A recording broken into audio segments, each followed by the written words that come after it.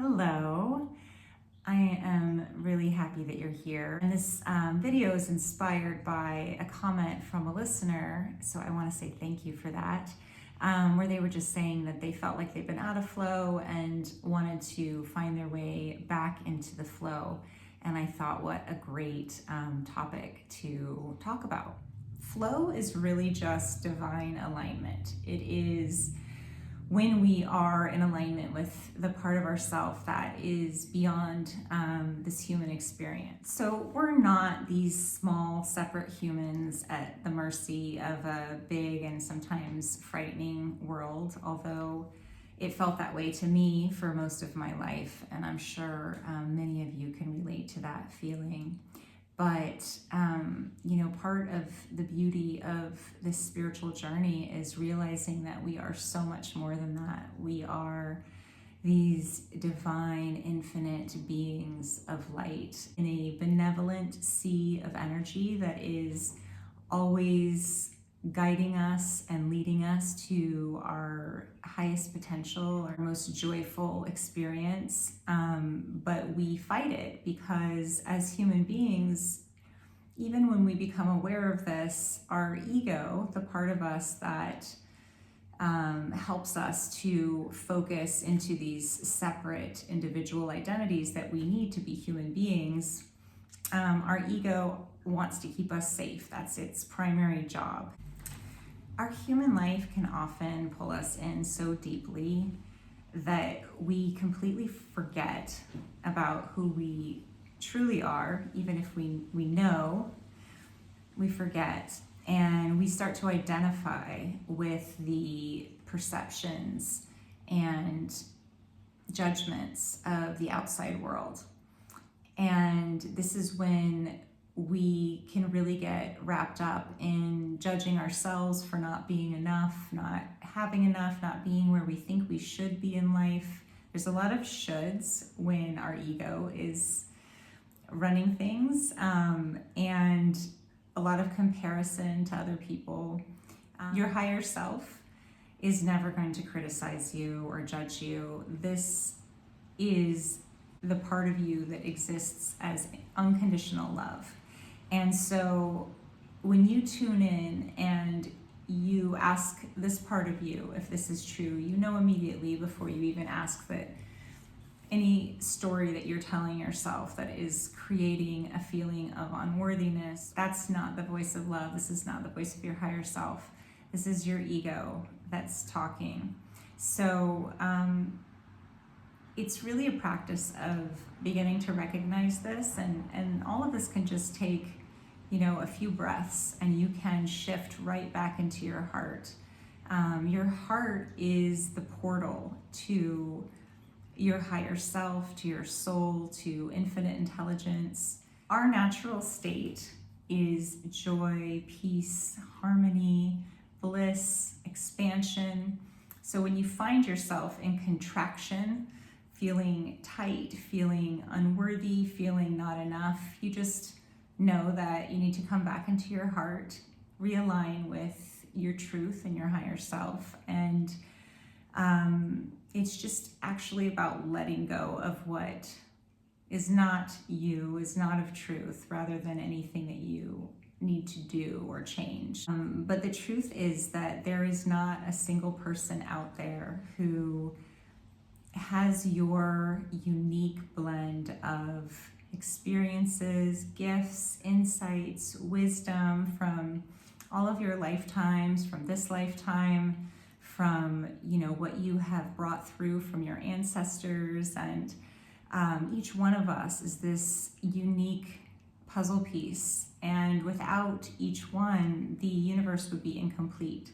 So the idea that as human beings we get so caught up in comparing ourselves to other people is really so pointless, because you're not going to see an example of what your highest and best life looks like out there, because nobody else is living it. People might be doing things similar to what you want to do, but nobody's going to do it the way that you're going to do it.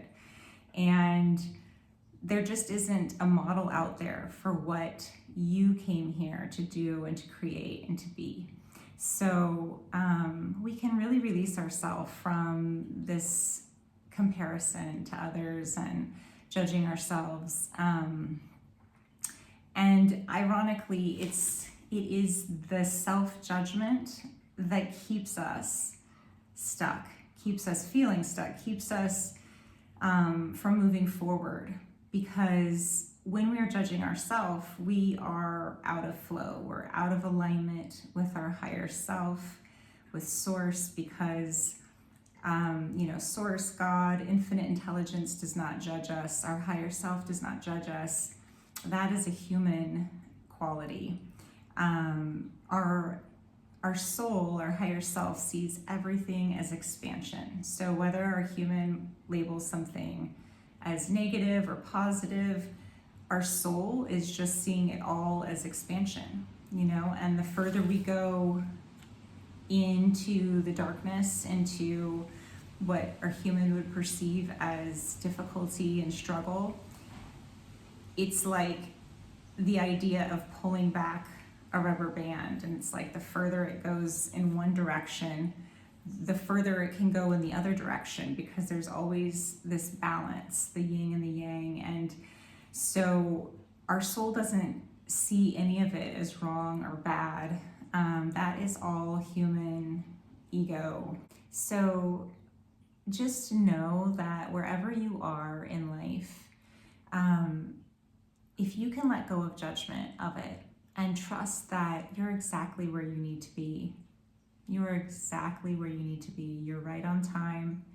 Everything that you have been through has given you the insights and the wisdom and has been a catalyst for you to learn what you needed to learn, to be able to really fulfill your highest experience in this lifetime.